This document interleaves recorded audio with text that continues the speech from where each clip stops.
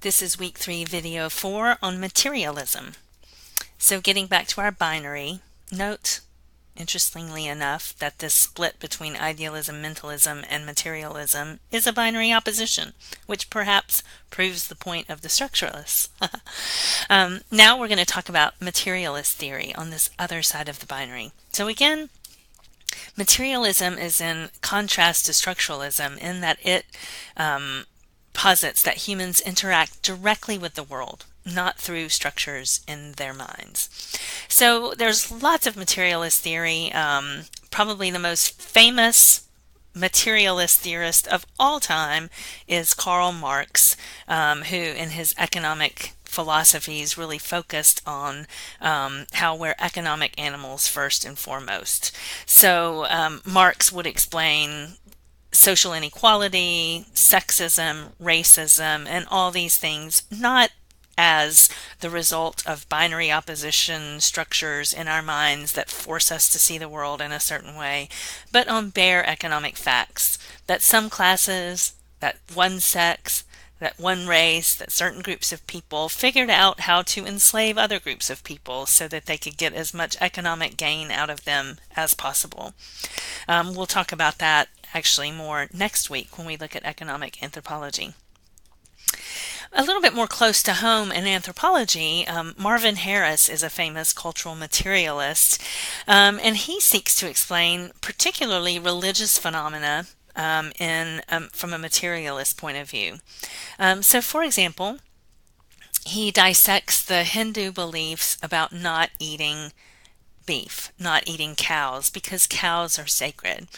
And Harris says nothing to do with the fact that cows are sacred. It has nothing to do with the binary opposition of the sacred and the profane and all these other ways that structuralists have tried to explain Hindu beliefs.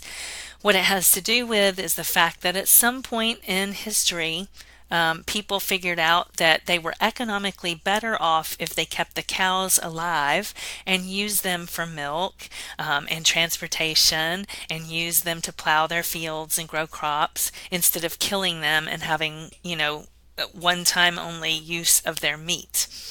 So see how different that is. That's saying, like, first, we're animals who have to eat, and we're concerned with living our lives as efficiently and economically efficiently as possible.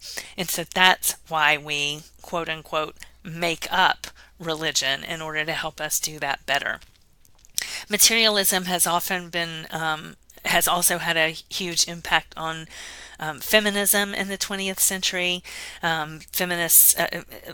Certain feminists are heavily influenced by Marx, and so seek to look at sexism, again, not as having to do with the world of the feminine and the world of the masculine, but because of more material things, such as the female body, which in traditional societies before birth control were primarily involved for decades in some cases with process related to reproduction. So women were either menstruating, they were pregnant, or they were lactating for most of their life, and perhaps this left them in a kind of a weakened state. And men who were not so tied to their bodily processes were able to go out and, build institutions and create culture and enslave women, or at least make certain laws to constrain their behavior and their rights. So see, again, this is a very different set of explanations from the structuralist one. So we can say that materialism and structuralism are diametrically opposed from each other. And in fact, in sort of pure materialism and pure structuralism, those theorists will say that. They find these difficult to reconcile or bring together in any way. They really see that they're starkly opposed to each other. Whoops. Okay, so I want to end by putting together, now here I'm kind of conflating a couple of different theoretical frameworks, materialism and functionalism, but for the purposes of this discussion, they kind of work in the same way. So remember, functionalism is arguing that cultural phenomena work or function to keep order within a society. And now we're saying materialist explanations of religion and other cultural phenomena are meant to show this kind of our practical need for these things in order to live a more economically efficient and otherwise efficient lifestyle and better feed ourselves and do all these material things that we need to keep ourselves alive. So they're similar enough in this discussion that I'm going to kind of conflate them for now. And so we can look at some materialist and functionalist views of religion as including the fact that religion serves important functions that help us survive and thrive. And so I'll go through these, think some more about them, and we'll talk about them more on Thursday. Religion explains the mysterious. We talked about that last week in terms of sorcery beliefs. You believe in sorcery because it helps you understand why your child died. Religion can help people accomplish goals. So we see that in the SOSIS article that you're reading this week, how religious ritual promotes cooperation and economic benefit. Religion serves emotional needs. It can be comforting.